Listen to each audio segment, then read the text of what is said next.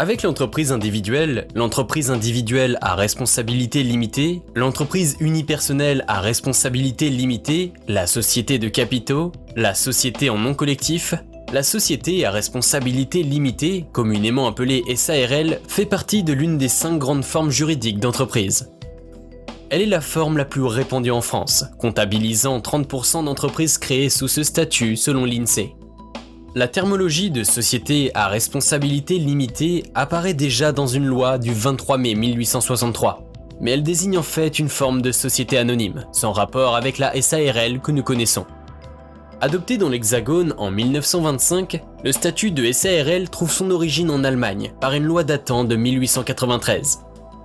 Très plébiscité par les petites et moyennes entreprises, avec ses diverses formes complémentaires qui varient selon l'activité exercée et les associés concernés, ce qui donne lieu à des avantages d'un point de vue fiscal, la SARL peut être constituée par 2 associés minimum et 100 maximum.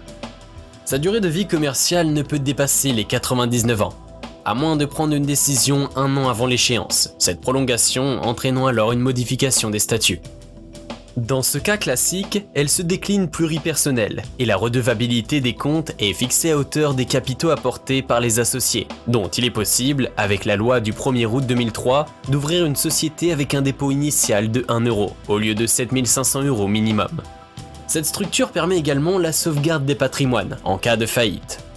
Dans le cas d'une SARL constituée par un seul associé, également appelée EURL, entreprise unipersonnelle à responsabilité limitée de sa variante, la SARL est définie comme unipersonnelle, soit associé unique.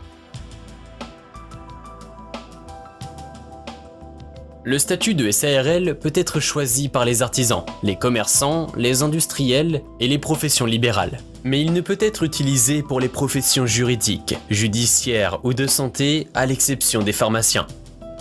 En termes de régime social, le gérant de la SARL diffère en fonction de sa qualité de simple gérant, de gérant associé minoritaire, majoritaire ou encore égalitaire. Le gérant majoritaire, c'est-à-dire celui qui détient plus de 50% du capital social de la firme, est attaché au régime de la sécurité sociale des indépendants, en tant que travailleur non salarié. Le montant des cotisations sociales à régler est moins important, mais sa couverture sociale est plus faible. Pour l'associé minoritaire ou égalitaire, le régime social est celui des assimilés salariés. Il dépend du régime général de la sécurité sociale. À ce titre, il bénéficie de la même couverture sociale que les salariés. Au niveau imposition, dès sa création, la SARL est automatiquement soumise à l'IS, impôt sur les sociétés.